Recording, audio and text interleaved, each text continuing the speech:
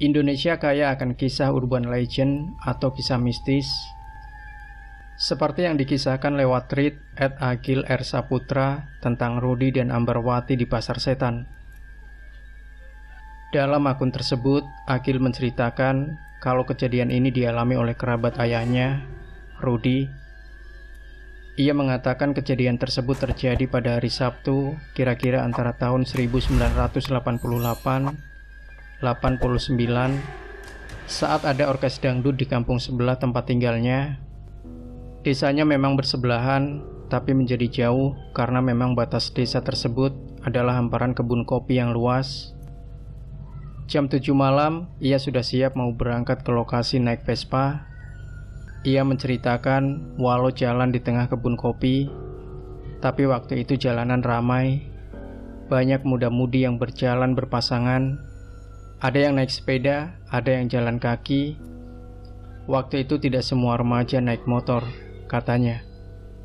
Saat ia tiba di Gumuk Gondang, di kiri jalan ia bertemu dengan wanita menggunakan dress merah di bawah lutut dan rambut ikal yang juga sedang jalan ke arah lokasi pertunjukan.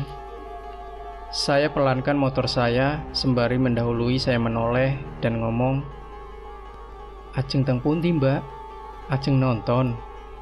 "Mau kemana mbak?" "Mau nonton." Dia nggak jawab, tapi cuma senyum. Wah, kode nih. Saya berhenti, katanya, "Monggo nih ajeng sareng. Ayo kalau mau bareng." Tanpa berkata-kata, cuma senyum aja, si mbak-mbak itu langsung menghampiri dan naik ke motor saya. Waduh, agresif nih. Dalam hati, tambahnya. Di perjalanan, Rudy sengaja melambatkan laju motornya agar ada banyak waktu ngobrol dan terjadi sedikit dialog. "Tiang pundi mbak?" "Orang mana mbak?" "Tiang mriku niku." "Hihihi, orang situ itu." Ngomongnya ngegas gitu terus ketawa. Ia hanya bisa terdiam karena takut wanita tersebut orang gila. Tapi cantik sih, pikirnya. Tiba-tiba wanita tersebut menepuk pundaknya dan berkata, "Mangke pas wangsul mawon nek ajeng ngertos griyane kula. Nanti pas pulang aja kalau mau tahu rumah saya." Di situ Rudy mengaku lega karena dia bicara biasa. Mungkin tadi cuma bercanda. Akhirnya sampai di lokasi orkes. Di situ rame banget. Kita turun dan nonton orkes itu sekitar jam 8-an, katanya. Seperti mulut dikunci, ia menonton orkes dan tidak mau ngomong apapun. Simba itu juga hanya terdiam saja, cuma sesekali menoleh dan senyum ke arahnya. Manis sekali senyumnya. Kalau kata anak zaman sekarang, masuk. Waktu itu tiba-tiba mengajak pulang, padahal baru jam 9 malam. Sedangkan orkes waktu selesai jam 10 sampai jam 11. "Mas, wangsul mawon go. Mas, pulang aja yuk." Dengan sedikit terbata saya jawab, "Go." Saya ambil Vespa, mbak-mbak itu jalan nyusul, terus naik setelah di dekat jalan utama. Karena ada yang berkelahi, sang wanita ini mengaku takut. Namun tiba-tiba wanita itu menyebutkan namanya. "Mas, nami kulo Ambarwati." "Nama saya Ambarwati." Saya jawab, "Kulo Rudy mbak." "Sios ajeng semerep ngriyane kulo. Jadi mau lihat rumah saya?" "Nggih." "Emang boten popo mbak?" "Memangnya tidak apa-apa." "Boten popo kok mas." Tibalah di dekat Gumuk Gondang. "Belok mriku niku mas." "Belok situ mas." Ia mengaku heran karena di situ sama sekali nggak ada jalan untuk belok. Kalau kanan adanya gundukan tanah luas atau gumuk dan kiri kebun kopi. Ia terkejut saat hendak menoleh dengan maksud mau bertanya, "Belok pundi toh Mbak Ambar?" Yang duduk di belakangnya ternyata pocong tinggi sambil tertawa, dan semuanya seperti gelap dan berputar. Pas saya membuka mata, saya sangat bingung karena tubuh saya dalam posisi merangkak dan saya seperti berada di tengah keramaian Yang tadinya malam, di situ seperti sore. Saya teriak-teriak nangis sekencang-kencangnya. Rudy pun mulai diam ketakutan dan melihat di sekitar. Saya sepertinya di pasar. Terlihat para pedagang, ada yang dagang gerabah, sayuran. Pokoknya lebih seperti pasar tradisional gitulah. Saya sangat bingung.